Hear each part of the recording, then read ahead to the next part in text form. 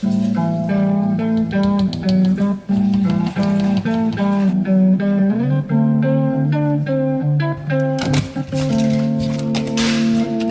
is a Chucky production.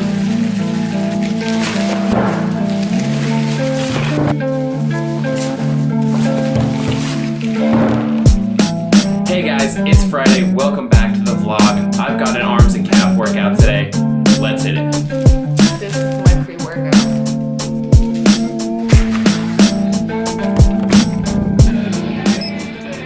So we have to hit Best Buy and HEB after this, and Gabby says you shouldn't go in there with a really sweaty and gross shirt. You should probably take it off.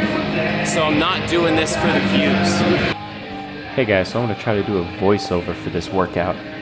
Today was arms and calves, and aw, how cute. Me and Gabby kissed. So, starting off this workout with a tricep pushdown. Triceps are coming along pretty nice. The work that I've done on them has really helped my bench increase. This is Metroflex if you haven't seen it before. Really cool gym, warehouse style. No AC, no heat. You just kind of deal with the elements. You can see this is a pretty high rep set. I think it was like 20. And I was able to get all of them. So next up, we've got a seated dumbbell hammer curl. These are pretty new to me. Now the purpose of sitting down is to take all the movement and put it into your arms, not to leave it in the shoulders. Really, really tough. It forces you to be strict. And the rep ranges here were also pretty high. This is a very high volume workout. After that, did tricep overhead extensions. Back in the day, like last summer, I was actually feeling some pain in my elbow when I did tricep movements, especially this one here. But ever since then, I've been training them pretty hard, stretching them really good before every workout, and everything's feeling better now. This is a drop set. Went from 70 pounds down to 50 pounds. Love drop sets on arm days. You know, they're smaller muscles. They really push the blood into them, and you feel like you're going to explode, like you're going to die. It's awesome.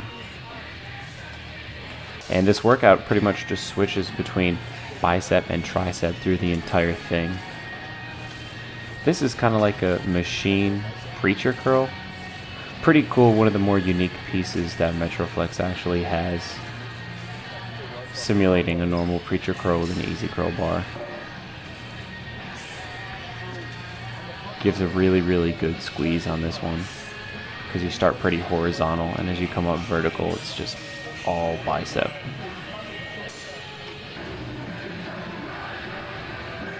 Another tricep movement on this big cable machine here. Something I try to concentrate on this pull down is turning my wrist out at the end of the movement, because you're going to see that's really where my triceps get the stretch. They'll come out and they get that horseshoe shape.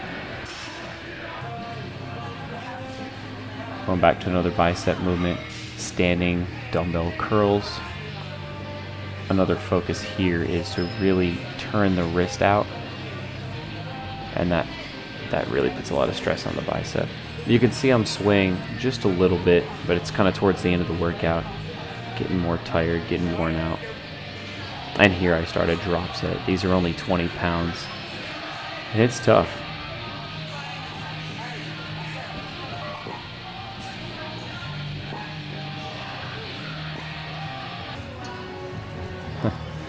I always laugh at this exercise. It's meant to increase your forearm strength and your grip strength.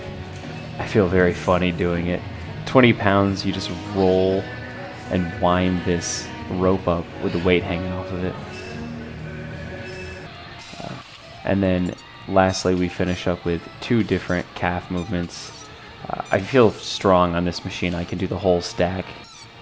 Concentrating here on squeezing at the top. And I do kind of bounce at the bottom, but what that does is it keeps my resting position at the top of the movement where the muscle is contracted, and I think it allows me more time under tension with the muscle. Second calf movement here. Instead of doing calf raises on the leg press or the hack squat or something like that, I opt to do it on this more horizontal type machine, and we have two of these at Metroflex. One is a solid board all the way across, and one is isolated. I prefer to do the isolateds here. Physique wise, I gotta say I'm looking a little fluffy still, honestly, but I had so much water in me. These calf movements are high rep, and that's how I'm gonna wrap up the workout. Okay, wrapped up a good arms and calf workout. Time to hit 20 minutes on the Stairmaster, level 10. Gabby had a good idea. Not wear the shirt during the workout, keep it fresh, not look like a homeless person. While we go to the stores, we're gonna hit Best Buy and H-E-B.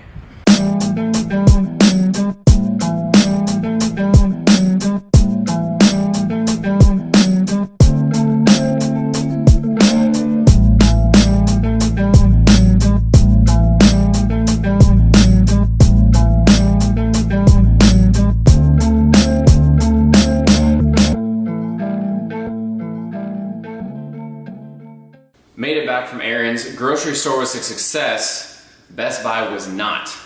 I'm gonna tell you all about that here in a second, but first, I gotta shower. There, all clean. So, I wanna talk about the whole Best Buy situation. We had a second camera, and I dropped it off of a tripod. And it broke, and the lens broke and was no longer recognized, and the electronic viewfinder broke as well. Half of the screen was black. So we brought it into Best Buy to get it fixed under warranty, and they sent it off to Connecticut to get fixed. Okay, awesome. It's in Connecticut. They're fixing the camera, but I start getting all these weird emails, and I'm not sure what they mean. It looks like it's getting sent back, but then it never arrives at the store. Lots of confusion. So I've been to Best Buy like 2 or 3 times this week, and today we finally found out what happened. The camera got sent back to Best Buy.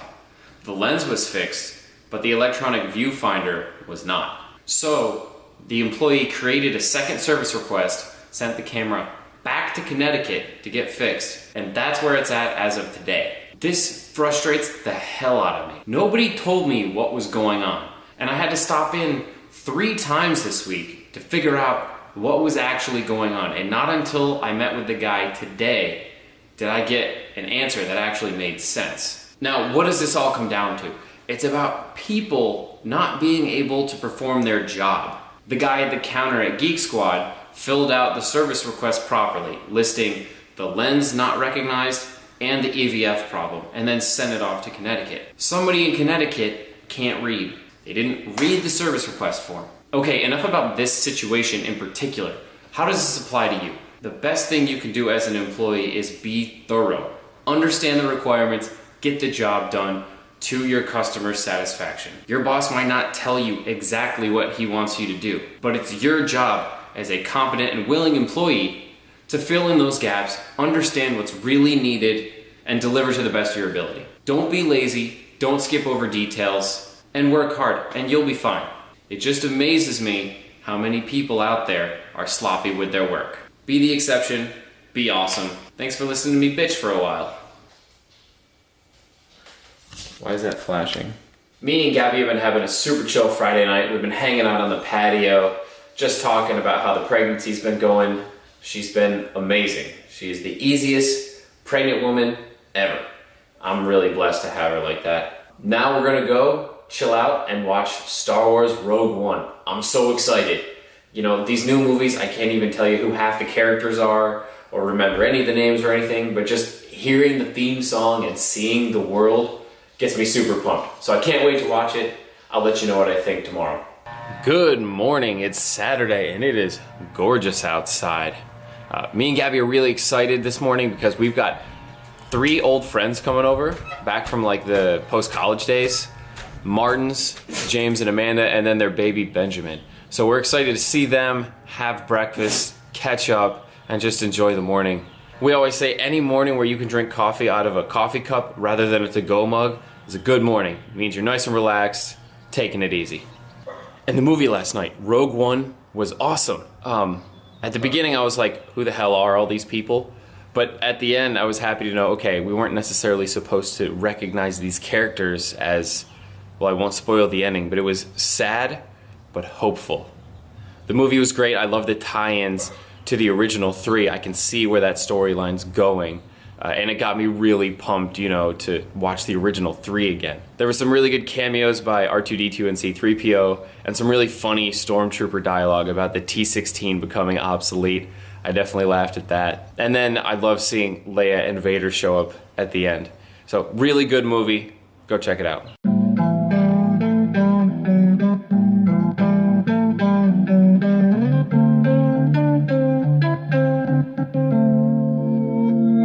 This is a Chucky Beat production.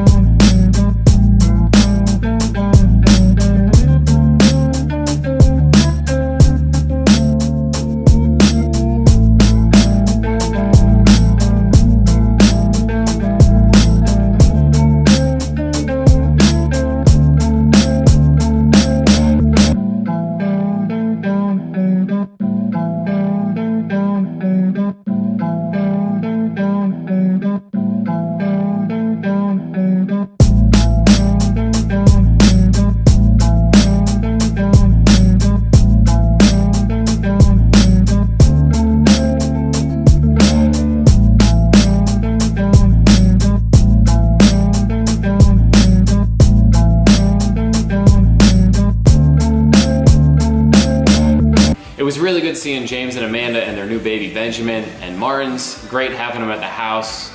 Catching up as good as always. Next, me and Gabby have a baby shower to go to of our good friends Brandon and Lauren. Their due date is actually 2 days after ours. So they're hosting like a baby-Q, a barbecue where they're gonna grill out. And then after that, we've got a Josh Ward concert to go to. He's who's playing in the background.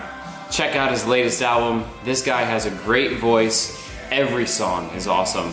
Man, I was looking at seeing little dude and just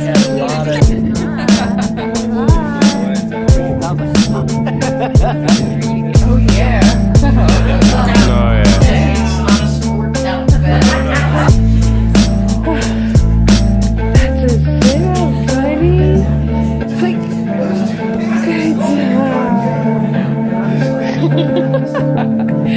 Where's your teethers? Happy Easter! It's Sunday. Me and Gabby just got back from church. The plan for the rest of the day is to go meet up with her family at Michael and Danielle's house. Just chill out, eat food, hang out, enjoy. In the meantime, I'm gonna get my meal prep done, so I'll catch up with you later. Bye. Sometimes I really hate meal prepping. I'm gonna get this done fast to... Achoo! It's done. Awesome. I've got an idea. Let's see if this works on Gabby. Hey, Gabby. Yes. Have the baby. Achoo! Crap. Bless you. I knocked the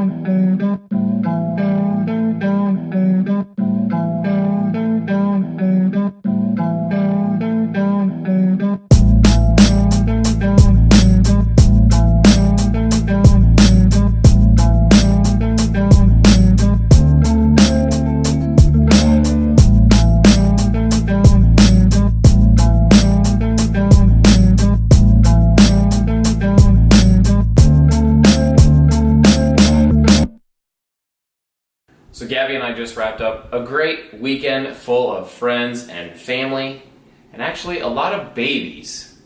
And if you'll notice, I'm standing in a room of the house that you've probably never seen before.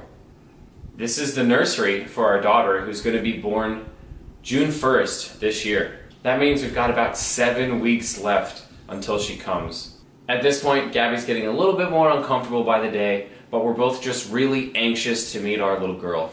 This weekend, being around all these babies, I noticed that I was definitely more wanting to get involved and play with them and pick them up and handle them. And I think it's because, my own child is coming so soon. Next weekend's actually our baby shower. We're going to have a big party with tacos and beer and cornhole and games.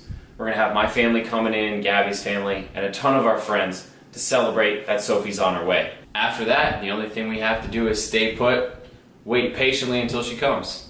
Thanks for watching my second vlog episode. As always, leave your comments and your feedback down below.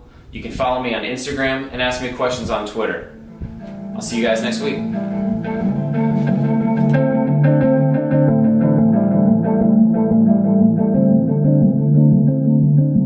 Happy Easter! Yay! He is risen! Oh, bye, Daddy.